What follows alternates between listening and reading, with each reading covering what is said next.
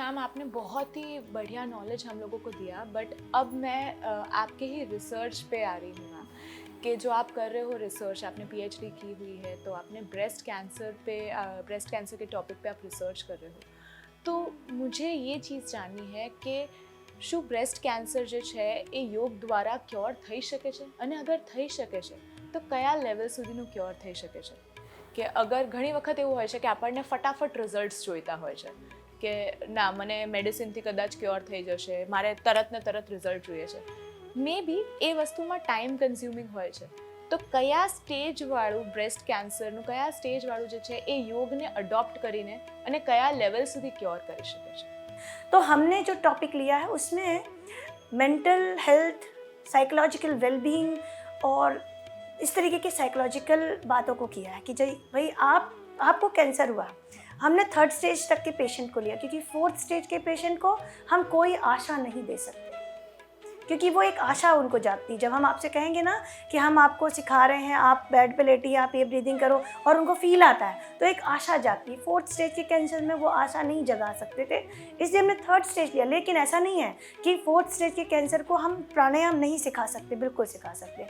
तो जो 3rd stage का कैंसर है, देखिए 1st स्टेज है अगर, तो वो तो क्विकली अगर ये प्राणायाम करेगा, क्योंकि उनको हम आसन नहीं कराते।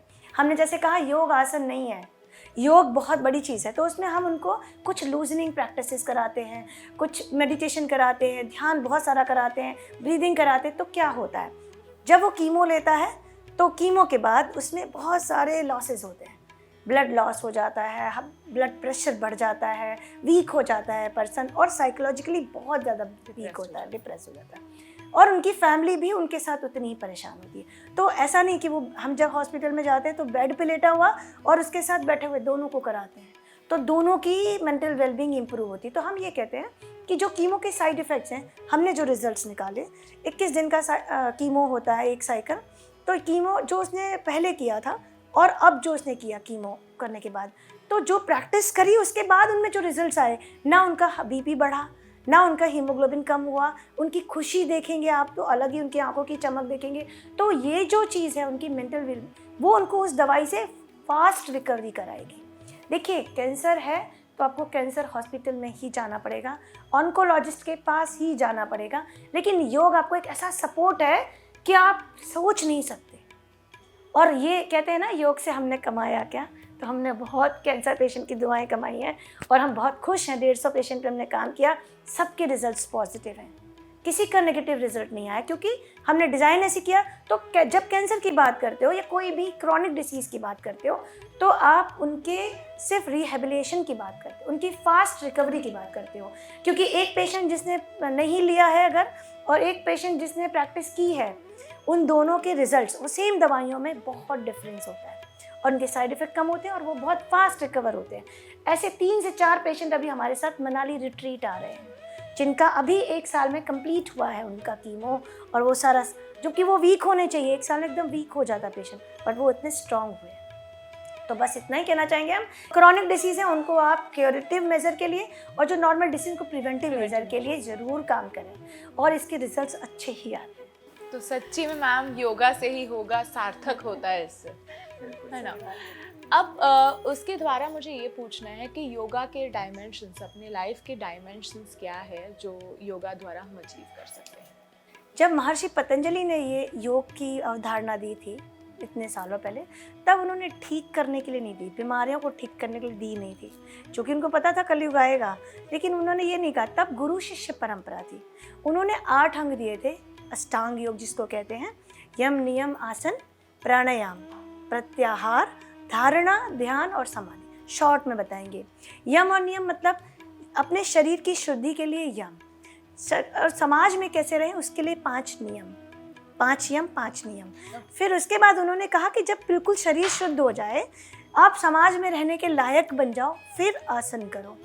और उन्होंने ये नहीं कहा कि शीर्षासन करो, उन्होंने कहा आप 3 घंटे एक जगह बैठ सकते हो, अभी हम जैसे बैठे हैं इतनी देर से आप और हम, तो ये आसन की ही एक प्रक्रिया है कि आप एक जगह पे 3 घंटे बैठ सकते हो। देन उन्होंने कहा आसन जय, मतलब आप कैसे भी क्रॉस लेग में बैठे हो, तो फिर आसन जैसे ही जय किया, फिर उन्होंने कहा प्राणायाम शुरू करो। प्राणायाम मतलब आपकी प्राणिक बॉडी होती है, प्राण शक्ति होती है, उसको बढ़ाओ। जैसे ही प्राणायाम बढ़ेगा, वैसे ही उन्होंने कहा कि प्रत्याहार अपने आप होगा। प्रत्याहार का मतलब आपकी सेंसेस, 5 कर्मेंद्रिय, 5 ज्ञानेंद्रिय कही हैं। तो 5 जो हम जानते ही हैं सेंसेस हमारी हैं, आँख, नाक, कान, त्वचा।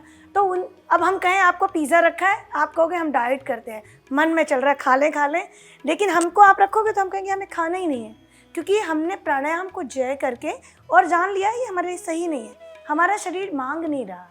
तो वो कहते हैं कि प्रत्याहार अगर होगा फिर आपकी ध्यान की स्टेज आएगी, और ध्यान में भी और डीप जाओगे तब आप समाधि तक पहुंचोगे। समाधि का अर्थ हम फिर कह दें यहाँ पे मरना नहीं है, ना ही किसी दीवार में चिनवाना, ना ही किसी जमीन में खड्डा करके बैठना। समाधि का अर्थ है संसार में रहकर विरक्त होना, कि आप हो यहीं पे लेकिन आपको किसी चीज़ से आसक्ति नहीं है कि हमें पिज़्ज़ा खाना ही है। इतना सब कुछ हो रहा है पर आपको पता है बेकार है तो हमको नहीं करना है। तो आप जब विरक्त हो जाते हैं उसको समाधि कहा है उन्होंने। तो उन्होंने जब 8 अंग दिए थे तब उन्होंने ये नहीं सोचा था कि हमको डायबिटीज़ ठीक करनी है। तो उस समय उन्होंने गुरु शिष्य परंपरा से योग की अवधारणा दी थी। लेकिन जब आज की हम बात करते, जैसे आयामों की बात करते, तो इस 8 अंग में से हमने जो निकाले 4 आयाम, physical, mental, spiritual, intellectual. Physical यानी शरीर को स्वस्थ रखो, मेंटल यानी मन को स्वस्थ रखो, इंटेलेक्चुअल यानी बौद्धिक क्षमता को अपनी विकास करो, गलत सही का ज्ञान करो, और स्पिरिचुअल कि थोड़ा सा अपने साथ कनेक्ट करो। स्पिरिचुअल का मतलब ऐसा नहीं है कि आप घंटी बजाओ, मंदिर में जाओ और नंगे पाँव दौड़ो, हम उसको नहीं। स्पिरिचुअल का मतलब आप खुद के साथ कनेक्ट होना, यूनिवर्स के साथ थोड़ा सा उसके द्वारा बताई हुई चीज़ों को थोड़ा अवेयर रहना कि आज हम बैठे हैं तो हमारे चारों तरफ क्या हो रहा है। जैसे सर ने एंटर करते ही कहा यहाँ आते ही पॉजिटिव ऊर्जा, तो वो अवेयरनेस है कि हमको पॉजिटिव ऊर्जा का आभास है। कितने लोग तो जानते ही नहीं हैं चीज़ों को। तो ये 4 आयाम हैं, फिजिकल, मेंटल। तो कहते हैं कि जो फिजिकल है वो हमने पीछे रख दिया है, लोगों ने उसको आगे रखा है। हम लोगों को ये बताना चाहेंगे आप मेंटल आयाम को, अपने मानसिक क्षमता को आगे रखिए, क्योंकि जो मन है, जो आपका माइंड है, वही शरीर को चलाता है। अगर मन अच्छा है तो शरीर अपने आप अच्छा होगा। तो पहले मेंटल एबिलिटीज़ बढ़ाइए, फिर आप फिजिकल पे जाइए, और इंटेलेक्चुअल, और ये इन्हीं 8 अंगों से, यम, नियम, आसन, प्राणायाम, प्रत्याहार, धारणा, उसमें से जो आपके लायक है। जैसे यम नियम है उसमें सही बात है कि आप शुद्धिकरण करो, आप नहाओ, आप ये से खाओ, आप ऐसे बैठो, है ना। जैसे आपने प्रकृति की बात की थी, तो इन्हीं से प्रकृति चेंज होती है। तामसिक प्रकृति बनती किससे है कि आपने अगर गलत बोला, आपकी तामसिक प्रकृति बनी। आपने गलत खाया, गलत देखा, गलत चीज़ें सुनी, गलत आपने किसी के बारे में धारणा बनाई, तो प्रकृति आपकी चेंज हुई। तो आप यम नियम फॉलो करोगे, प्रकृति चेंज हो जाएगी।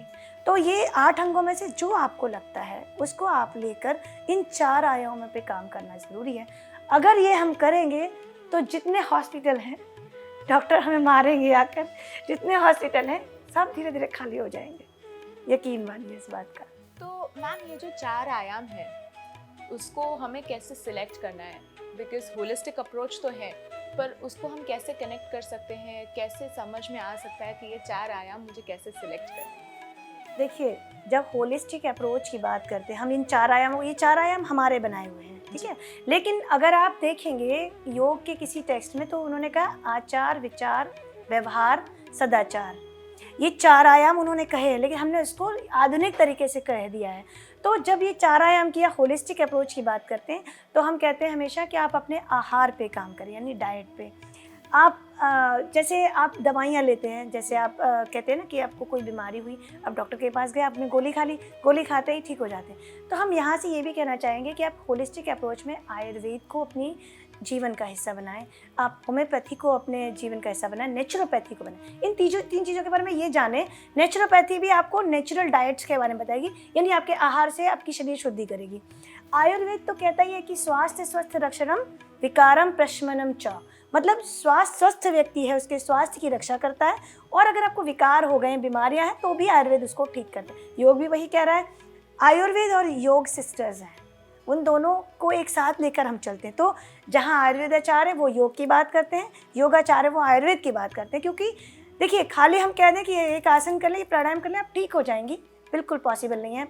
बॉडी के 5 डायमेंशंस, यानी कि 5 कोश हैं, उन 5 कोशों में आयुर्वेद भी ऐड होता है, क्योंकि डाइट के थ्रू, मेडिसिन के थ्रू, होम्योपैथी भी ऐड होती है, नेचुरोपैथी भी ऐड होती है। और इन सब को मिलाकर, जैसे आहार यानी खाना अच्छा खाएंगे, विहार यानी आप किससे कैसे बात कर रहे हैं, विचार आप क्या सोच रहे हैं और व्यवहार आप किस तरीके से जी रहे हैं, राइट। अब अभी हमको जैसे शौक है बहुत सारी घूमने फिरने का, ऐश करने का, लेकिन ऐश किस तरीके से कर रहे हैं, बैलेंस वे में कर रहे हैं कि नहीं। तो भगवत गीता भी कहता है कि समत्वम योग उच्यते, अर्थात कि समत्व यानी बैलेंस करके चलें तो ही योग संभव है।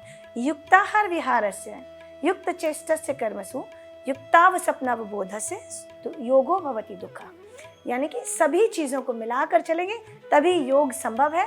उसमें इन सब चीज़ों को लेकर चलिए, होलिस्टिक अप्रोच लेकर चलिए, बीमारियों को दूर रखिए। स्वास्थ्य मनुष्य जीवन जो मिला है वो जीवन जीने के लिए मिला है, बीमार होने के लिए नहीं मिला है। ओके, बहुत ही अच्छी बात आपने कही है मैम कि बीमार होने के लिए नहीं मिला है। उसके साथ साथ मुझे अब आपको ये पूछना था कि ये मैंने आचरण में ले लिया, अब 21 जून 2023 जो 9th इंटरनेशनल योगा डे है उसको हम एक ही दिन मनाते हैं। जैसे आपने भी बोला कि हमेशा यही चीज़ होती है कि मदर्स डे होता है तब मदर्स को इम्पोर्टेंस मिलती है, फ्रेंडशिप डे होता है तब फ्रेंड्स को इम्पोर्टेंस मिलती है। तो क्या वो एक ही दिन में संभव है या नहीं है? और नरेंद्र मोदी ने ऑलरेडी ह्यूमैनिटी वसुदेव कुटुंबकम जो दिया है, थीम जो दिया है, वो क्यों दिया है? जैसे होलिस्टिक अप्रोच की बात कही हमने अभी, तो वो एक दिन में संभव ही नहीं है, आपको हर रोज़ जीना पड़ेगा। हम हमेशा कहते हैं योग करने की चीज़ नहीं है, योग जीने की चीज़ है। तो योग को जीना पड़ेगा, क्योंकि आप खाएंगे वही सही, पहनेंगे सही, सोचेंगे सही, बोलेंगे सही, व्यवहार सही करेंगे तो एक दिन में नहीं होगा। और आप जैसे कह रहे हैं कि एक दिन में हम करते हैं, मदर्स डे मनाते हैं या कोई भी डे मनाते हैं, तो अगर 21 जून जो योग दिवस है, अगर हमने 9 सालों में सच में योग किया होता, तो जितने हॉस्पिटल हैं वो आधे हो गए होते, लेकिन वो 4 गुना बढ़ गए हैं जी।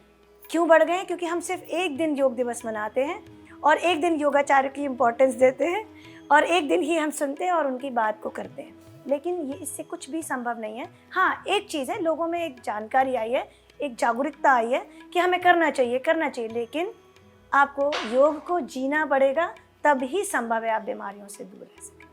ठीक है, योग को जीना पड़ेगा।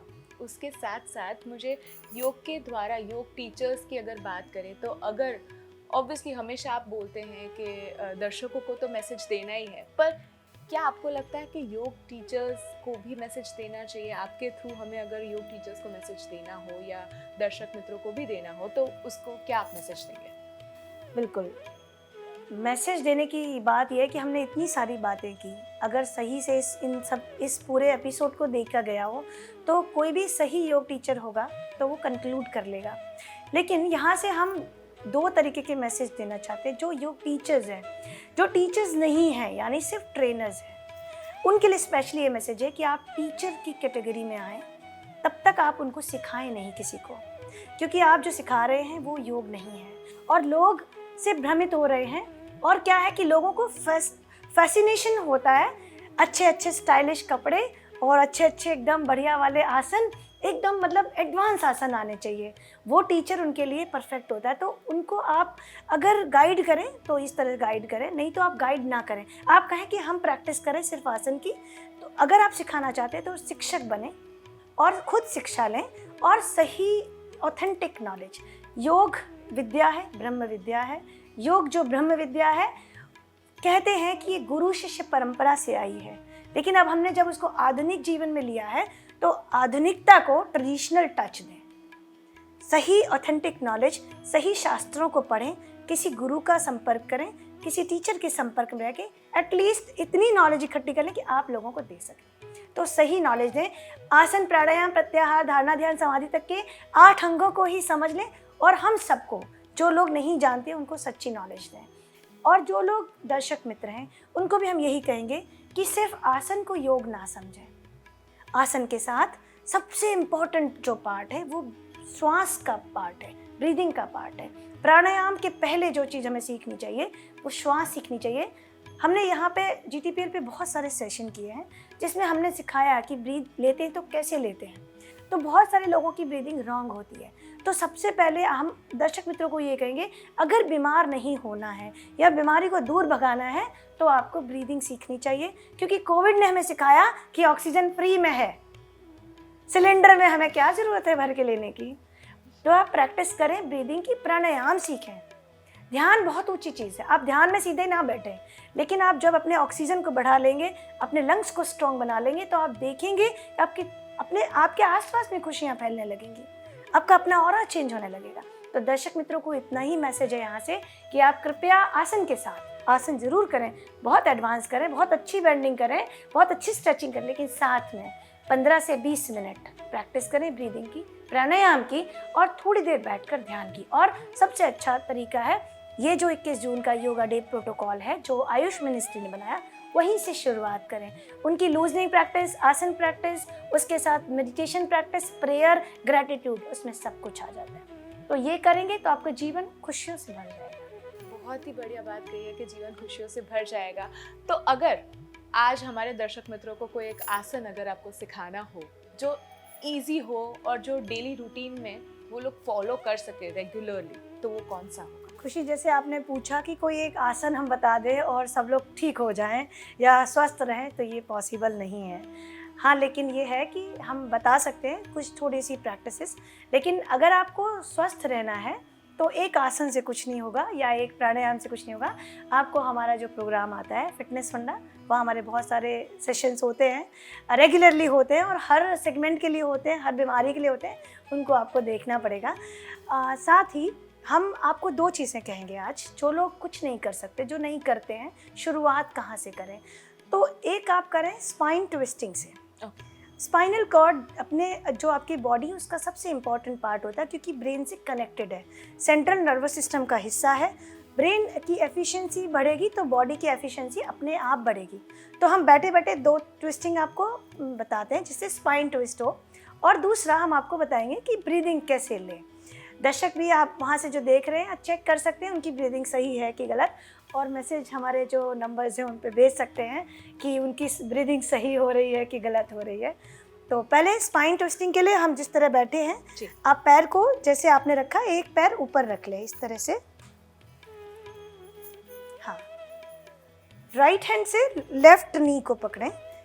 आप पैर को नीचे रख दें, चलेगा, एकदम नीचे रख दें। हाँ, चलेगा। बस राइट हैंड से लेफ्ट नी को पकड़ें और लेफ्ट हैंड को पीछे ले जाएं।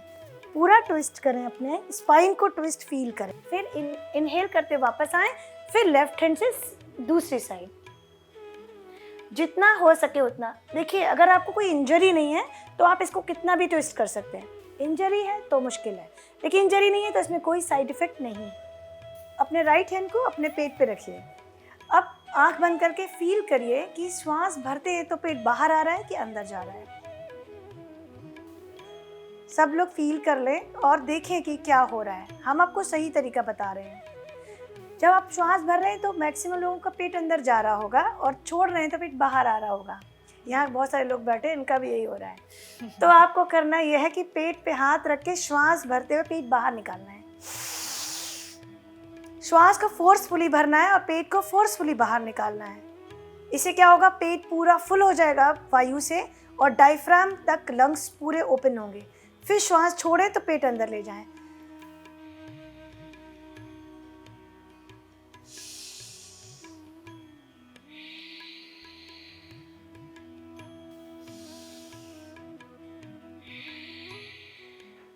ये प्रैक्टिस आसान नहीं है। इसको प्रैक्टिस करेंगे कि हाँ, आंख बंद करके देखें, बाहर निकल रहा है, अंदर जा रहा है। हाथ को अपने लेफ्ट हैंड को चेस्ट पे रखें और ओपन करें चेस्ट, और एक्सहेल करते हुए चेस्ट को अंदर की तरफ ले जाएं।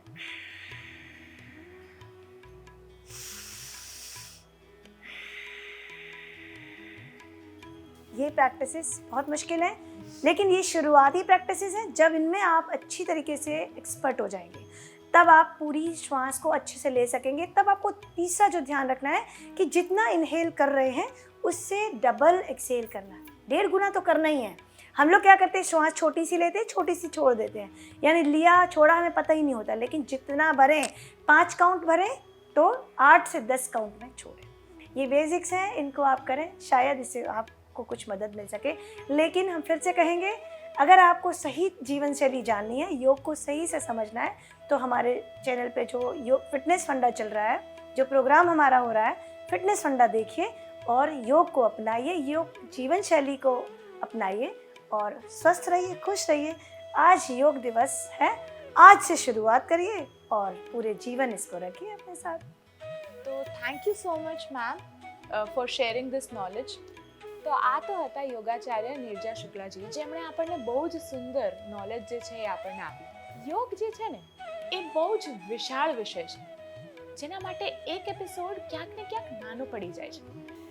કારણ કે યોગને તમે જેમ જેમ પ્રેક્ટિસ કરશો એમ એના ડાયમેન્શન્સ તમને મળશે, એમ એના આસ્પેક્ટ્સ મળશે, એના પ્રોસ્પેક્ટ્સ મળશે. એના વિશે આપણે ડેફિનેટલી આગળ મેમને મળતા રહીશું, એક્સપર્ટ્સને મળીશું અને જાણીશું કે યોગનું આચરણ કેવી રીતે કરવું જોઈએ. ત્યાં સુધી હું ફક્ત એટલું જ કહીશ કે જો આપણે યોગ અપનાવીશું તો આપણે સ્વસ્થ બનીશું. અને ફક્ત સ્વસ્થ આપણે પોતે જ નહીં બનીએ, પણ એની સાથે સાથે ભારત પણ સ્વસ્થ બનશે અને વિશ્વ પણ સ્વસ્થ બનશે. ત્યારે જ તો ફિટ થશે ઇન્ડિયા. અને ખરેખર યોગા સે હી હોગા. તો યોગનો એક દિવસ ના હોય, યોગને આપણે દરરોજ આચરણમાં લેવું જોઈએ. આવો આ 9th ઇન્ટરનેશનલ યોગ ડે આપણે સૌ એક ઓથ લઈએ. પણ મેમ અહીંયા હાજર છે તો હું રિક્વેસ્ટ કરું છું નિર્જા मैम ने कि એ જ આપણને ઓથ લેવડાવે. पहला सुख निरोगी काया। दर्शक मित्रों, आज हमारे साथ ये प्रतिज्ञा लीजिए, अपने राइट हैंड को अपने हृदय पे रखिए, आंख बंद करिए, एक बार लंबी गहरी श्वास भरिए और खुद से प्रण करिए कि आज से हम 30 मिनट हर रोज योग को अपने जीवन का हिस्सा बनाएंगे। स्वस्थ रहेंगे, हम स्वस्थ रहेंगे, हमारा परिवार स्वस्थ रहेगा, परिवार स्वस्थ रहेगा, समाज स्वस्थ रहेगा, समाज स्वस्थ रहेगा, देश और विश्व स्वस्थ होगा। તો બસ આની સાથે હું ફક્ત એટલું જ કહીશ કે યોગનો એક દિવસ ના હોય, યોગને તમારે દરરોજ આચરણમાં લેવું જ જોઈએ. પણ સ્ટીલ આ ઇન્ટરનેશનલ યોગ ડે એટલે કે 9th ઇન્ટરનેશનલ યોગ ડેની GTPL ગુજરાતી તરફથી તમને સૌને હાર્દિક હાર્દિક શુભકામનાઓ.